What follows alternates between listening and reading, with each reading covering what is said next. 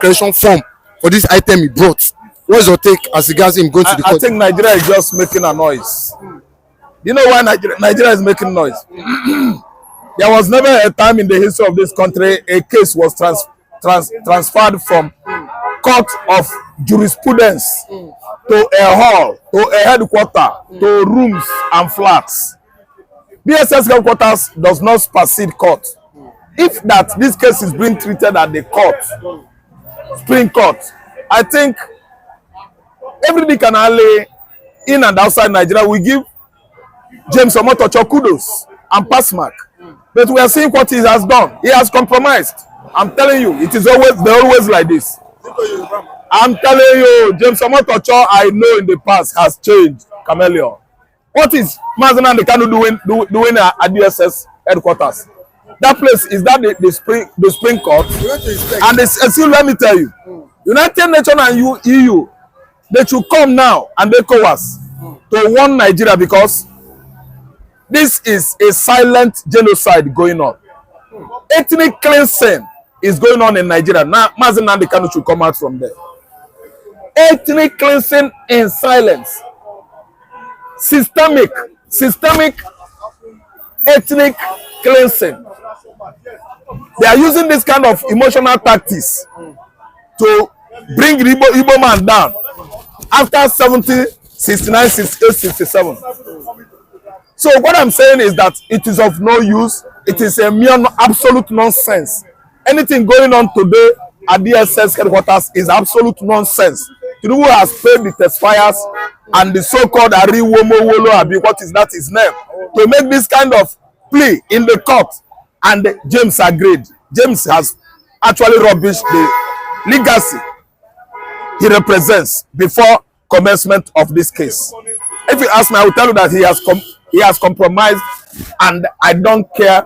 I'm being blunt on my word, and I'm telling you that place could never have superseded Supreme Court. Court is court. Town hall could never be court. Town halls, headquarters. No. The institution we know where cases are adjudicated for is court, not DSS headquarters. What is going on now is systemic genocide, ethnic cleansing of the highest order. A particular tribe in Nigeria has been brought down since 58 years ago. And that isn't enough. That's why there's a gang up again among the Fulanis and the Yoruba hegemony to bring the same tribe down. I'm telling you, court should be court. Nnamdi Kanu transferred case to Nnamdi Kanu's case transferred to DSS headquarters is a lacuna of law. It has never happened in the history of this country. But they say he has incited violence, and at the same time, he talked, his message, his broadcast was talking about secession of Nigeria, which I'm telling you, his broadcast has nothing to do with violence. It has to do with self-determination. Referendum, self-defense referendum should be conducted. Nnamdi Kanu case is transferred to DSS headquarters, while Fulani herdsmen are going freely in Nigeria, working freely with AK-47 and AK-59. I think it's the right time. I don't want this Igbo veteran war. Yeah, Igbo war veterans in America to be warning and warning. They should come here. They should come en masse. If there are 1 million, they should come here with their aircraft and land in Abuja. We saw their leader Onya is here. We want them to come en masse to show Nigeria, to play film for Nigeria. They want to on-film, make Nigeria watch. Because this is genocide going on silently in Nigeria. Igbo man is in confinement for how many years now? And Fulani herdsmen are free, killing people, killing everybody. The state actors keep quiet. You don't tell me that the Fulani herders were not paid by the state actors. Government agencies themselves, they know about Fulani herders killings across Nigeria. Nnamdi Kanu case, I think they have compromised, and I will never give credit to J.Omotosho again. Whatever he likes, he should do. All I know is that Nigeria is up to something, and whatever they want, they will see it. Okay, and lastly, they said in Nnamdi Kanu broadcast, allow this economy of the Southeast to dwindle, to go down. Is that true? The economy of the Southeast, when does it begin to be the economy of Nigeria? The headache of Igbo man, when has it started being the headache of Nigeria? Southeast has no project from federal government of Nigeria. Southeast has been neglected since 1970. You don't tell me it's part of Nigeria. Southeast is agitating for sitting away from Nigeria. We have nothing to do with Nigeria. What are you saying? Southeast, you are talking about right from the time of an historical. An historical step in, immediately Babangida come down. An historical step in, Abacha step in, Abdul Salam. What is stopping Nigeria from giving Ike Nwachukwu to replace Abacha? So that within a short period, we conduct election and bring whoever that will come in. Then they bring Abdul Salam. Igbo man, we are all over Nigeria army. They are in the army. So you sideline a place, you see, say that place is part of you. Or that we are not part of Nigeria. Southeast will never have been. When you turn your back on us, you are still telling us we are part of it. And this is what Nnamdi Kanu is fighting for. What are you telling me? Transferring a case from court to DSS headquarters. DSS headquarters has nothing to do with the Department of Judiciary. It's an agency housing the entire DSS operatives, their logistics, equipments, and apparatus. Yes, everything is within that DSS headquarters. So what are you telling me? So you transferring the case there because Igbo man have no say? Okay, we are not part. I'm telling you, Nnamdi Kanu is agitating for the right of every Igbo man, for his right, for my right, and we the Igbos will support him. See, let me tell you, every Igbo man you see are the indigenous people of Southeastern region. They are all indigenous people of Biafra. Stop telling me that all these Kanu is saying this. No, are indigenous people of Biafra. That's the land where we come from. No, wait. In English they confuse you. Wait. In the English they confuse you. Indigenous, the land, people, Biafra, every Igbo man. What are you saying? Is that the language that confuses people? Yes, the court last time, that being on the 13th, said that they are returning Nnamdi Kanu to Abuja, to the DSS, irrespective of the transmitter. Now, the transmitter, is transmitter a sin? Is it a crime? That is the question. First, is it an offense? No. Then, you are now saying, they said he smuggled it, the transmitter, into the country. Then if the transmitter was smuggled into the country, what do you have to do? You seize it. Then if that transmitter is so important to him that he needed it so much, he will pay the dues and retrieve it back. Is that also? If it is a contraband, then you seize it, which I never believe that a transmitter is not part of the contraband in Nigeria. But if they see it as one, let them seize it. Does it warrant him to be detained or being kidnapped or being beaten or being sent to jail? No. Then if you can see Nnamdi Kanu and accuse him of smuggling transmitter into Nigeria, how did the Boko Haram get their arms? How did the Boko Haram get what they are using, those bullets and those guns? Is it not smuggling? Have Nigeria ever go to make inquiry how did they smuggle those things into the country and how come it enter? Have they ever arrest those people and send them to court or detain them in the cell? That is the question. But because Nnamdi Kanu is an Igbo man, Igbophobia, and that is why they are taking it. You say they did not obtain custom declaration. He did not obtain custom declaration. Good and fine, he did not obtain custom declaration. To him, he believes it's not a contraband. To him, he believes it's not a crime. But they say he concealed it with household items so that the custom will not know what is inside. Okay, whichever way that he has done it to make sure that he brought it into the country. Now the customs, now you have discovered and you have known that such a thing have entered. then what are you supposed to do? Is it not to seize it? How many people are in cell or in detention as a result of, smuggling something into this country? I want to know. Because a lot of things are being smuggled in Nigeria, which Customs and Federal Republic of Nigeria knows, and they even know those people. Yet, how many of them have appeared in the court? How many of them have been arrested? And how many of them have been detained? But so far, so good. Today,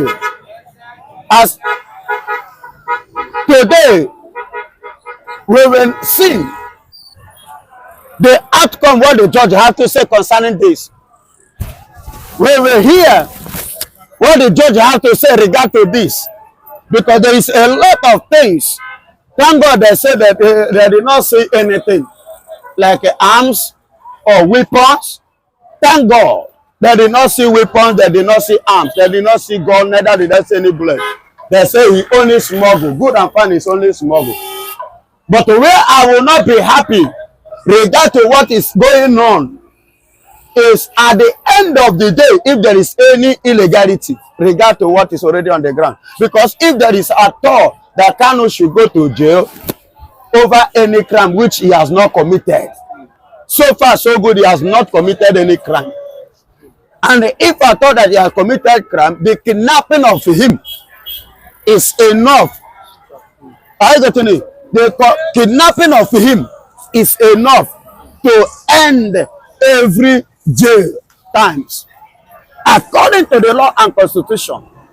You know, one thing is that in Nigeria don't know their laws, and I believe that they are not dealing with a coward, neither are they doing it with a man that don't know the law, his right. They are dealing with somebody that knows his right and know the right of this, the constitution of this country. Igbophobia. But so far so good. No bother. We are waiting for them. And we want to see them. We want to hear what they have to tell us. And what is it not tomorrow? Everything will be rounded up. Then I will now see their conclusion regard to this case. But they said in the incited violence with the broadcast, I said that I even sensation talk, What messages. do you mean by the word sensation? Division. He wants to divide Nigeria with his message. Good and fine. What do you understand by the word inciting violence? Please, and please, is agitation against the law? You say somebody incited violence? T.Y. Danjuma, self-defense, is it a violent talk? Is it the only one that have made this statement? No. And before he made the statement, if you say he started violence, before he started to make the statement, was there anything like violence in the country or not? When you begin to blame somebody or arresting somebody or looking for somebody to detain or to be arrested, is where there is a peace, and you now come up to violate, to kind of incite violence, and the thing now escalate to resort to violence. That is when you will blame him. Not in a situation whereby we have violence already. People's life have been violated. People's home have been violated. People's rights have been violated. Properties have been violated. Then what do you understand by the word that he incited violence? On what sense did they incite violence? Because there was already a violence as at that time before him making a statement. They say it caused the economy of the Southeast to go down because of the economy of the Southeast. Because of his broadcast. He said he declared. My brother, it did not cause the cost of economy of the Southeast. Ever since before Nnamdi Kanu rise up, is the economy of the Southeast growing? How far was the economy of the Southeast? If the economy of the Southeast is booming, growing, Nigeria, Southeast economy should have developed or bring immense development in the whole Southeast. Or was there any development from the Federal Republic of Nigeria in the whole Southeast? No. Any development in the southeast is based on individual. There was nothing like a federal development or federal might in the whole southeast. So how come that they are accusing him that what he cited, bring violence and underdevelopment of the economy and underdevelopment of southeast? They are just making something out of nothing, trying to make something out of nothing. That is to tell you that they have seen it that they are losing, because they are a loser and they are on the losing side. That's why you see them coming up with all these things that doesn't make sense. Are they talking to children? They are not talking to kids. We have woken up, we are wising up. Yes, because before he said everybody should defend themselves, Fulanis have been killing people. Take a look at what has happened in Benue. Few days ago, over 200 of them was killed and roasted. Then now I want to tell me, if somebody from Benue now, despite the fact that the governor say he doesn't want people to defend themselves, do you understand? Let's assume those youths or Benuans rise up, decided to do what? To take law into their hand to defend their land. Are you now going to accuse them that that the person that motivated boys incited violence? No.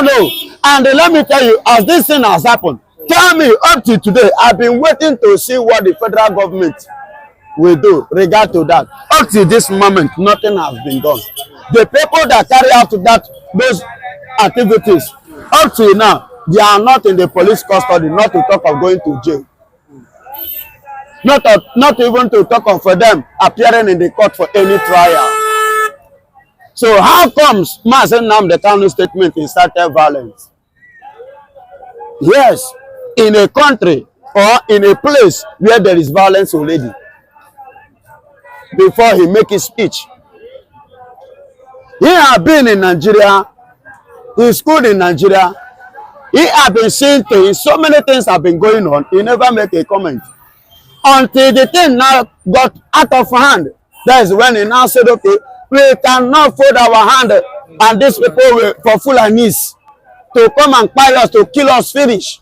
So there is a need for self-defense. And according to the law permits that. So you have to defend yourself. Is that a sin? The DSS boss, Mr. Ajayi, didn't he say the same thing?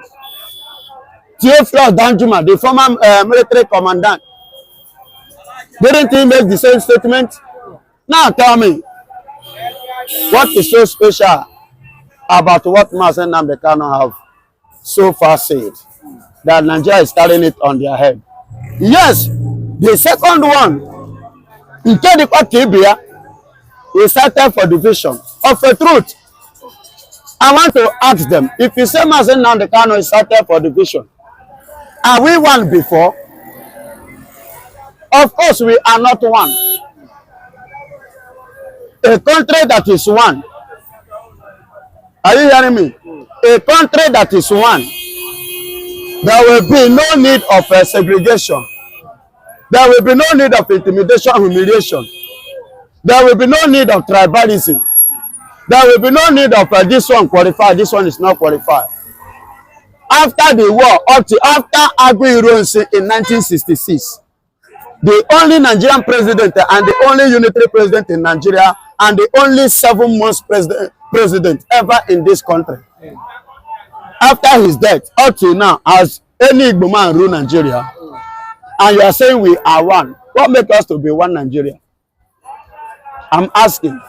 Then after the war, up till today, which development has the Nigerian government given to the whole Southeast to make sure that what is happening here in Lagos is happening in the East?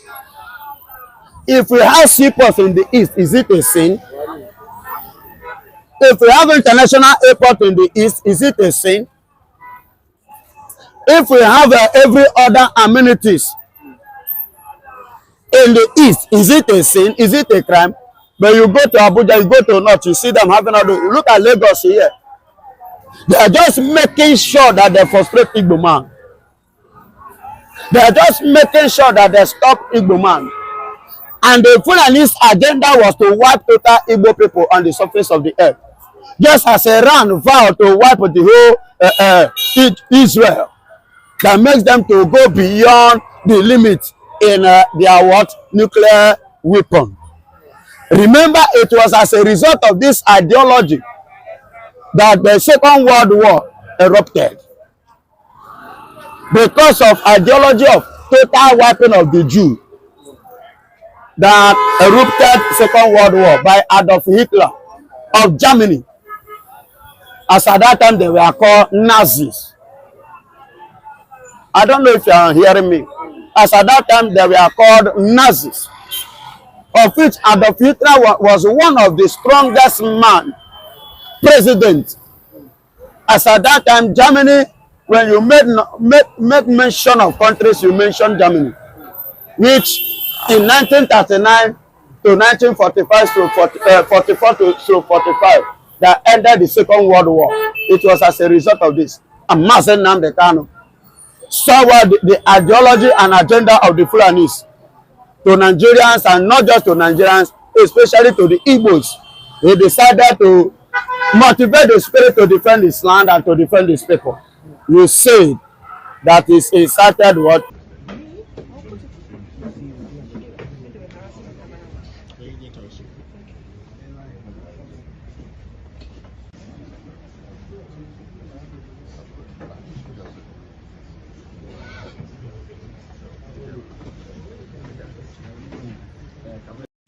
Allow them to show themselves. This way.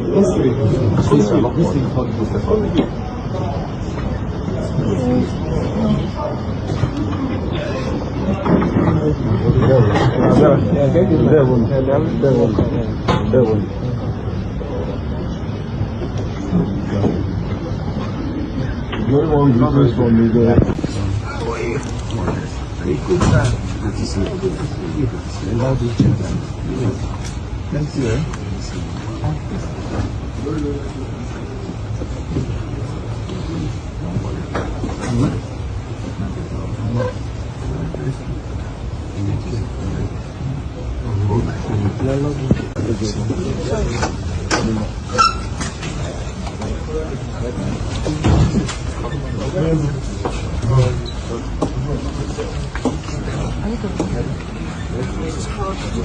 How are you? Fine, thank you. How are you doing? Very well, thank you. You have finally gotten a new judge to handle your case. How do you feel about that? Great, I suppose. Yes. So what are your expectations from today's proceedings? Is that justice will be done, of course, in accordance with the rule of law. That's what I'm expecting. Thank you very much. Thank you very much. That's my daughter. Take advantage of my daughter.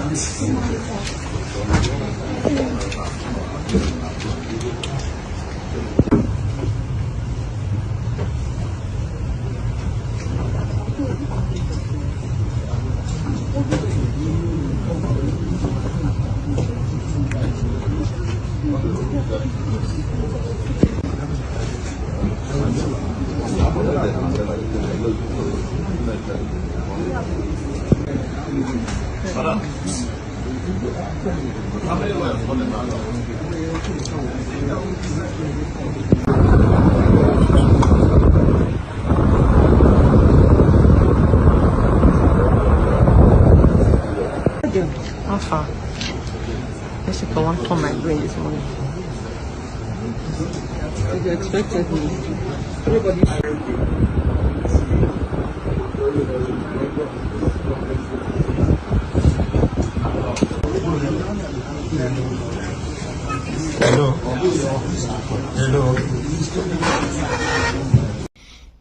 Anyway, as at the time of reporting this video, the trial has commenced. I will bring you the business they transacted in the court today in our subsequent video. Thank you for listening.